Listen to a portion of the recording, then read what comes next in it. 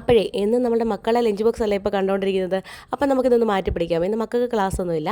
ഇന്ന് നമുക്ക് പള്ളിയിൽ നിന്ന് പ്രൊവിഡൻസ് ഹോമിലേക്ക് ഉച്ചഭക്ഷണം കൊടുക്കുന്നുണ്ട്. അപ്പോൾ അതിന് 2 പൊതിച്ചോറാണ് ഞാൻ പറഞ്ഞേക്കുന്നത് കേട്ടോ. അപ്പോൾ അത് കിട്ടുന്നതിനുള്ള തിരക്കിലാണ് കേട്ടോ. രാവിലെ തന്നെ പരിപാടി തുടങ്ങിക്കഴിഞ്ഞു. കുഞ്ഞ് എണീക്കുന്നതിന് മുമ്പ് പരിപാടി തീർക്കുകയാണെങ്കിൽ ഈ ഇലയൊന്നും വലിച്ചിടാതെ പെട്ടെന്ന് കെട്ടിക്കൊടുക്കാൻ പറ്റും കേട്ടോ. അപ്പോൾ അവ എണീക്കുന്നതിന് മുമ്പ് രാവിലെ തന്നെ പരിപാടി ഞാനെല്ലാം റെഡിയാക്കിയിട്ടുണ്ട്.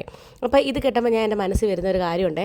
എൻ്റെ പപ്പ പറഞ്ഞിട്ടുള്ള കാര്യം. പപ്പ എപ്പോഴും പറയുമേ, ഈ വിശന്നിരിക്കുന്നവർക്ക് ആഹാരം കൊടുത്ത് നമ്മൾ ആപത്തിൽ നിന്നും മറ്റ് അസുഖത്തിൽ നിന്നെല്ലാം നമ്മളെ വിടുതൽ കിട്ടുമെന്ന്. കാര്യം ആഹാരം കഴിക്കുമ്പോൾ അവരുടെ ആ ഒരു മനസ്സെന്ന് പറയുമ്പോൾ നമുക്ക് എന്തെങ്കിലുമൊക്കെ പ്രശ്നങ്ങളോ ആപത്തൊക്കെ വരുമ്പോൾ അത് ഒഴിഞ്ഞു പോകുന്നു പപ്പ എപ്പോഴും പറയാറുണ്ട്.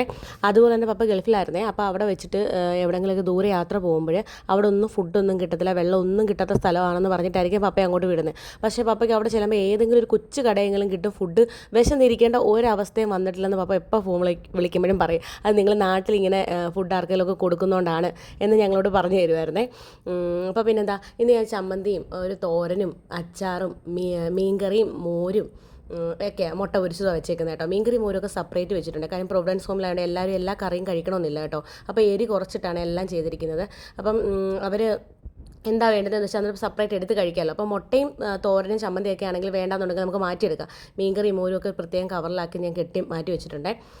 അപ്പോൾ ഇന്നത്തെ പരിപാടിയൊക്കെ കഴിഞ്ഞു എന്ന് നിങ്ങൾ ചിന്തിക്കും. രാവിലെ തന്നെ എല്ലാം റെഡി ആയല്ലോ എന്ന് ചോദിക്കും. പക്ഷേ ഇല്ല മക്കളെ, കുടത്തിൽ നിന്ന് ഇറങ്ങിയ ഭൂതത്തിൻ്റെ ഒരു അവസ്ഥയാണ് കേട്ടോ. അപ്പോൾ ഇത് കഴിഞ്ഞിട്ട് അടുത്ത പരിപാടി തന്നെ മക്കളെ കൊച്ചിനെ എണീപ്പിച്ചിട്ട് ഫുഡ് കൊടുക്കുക.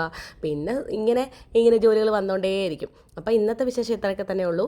അപ്പം എല്ലാവർക്കും നല്ലൊരു ദിവസം ആശംസിക്കുന്നു. Okay, by.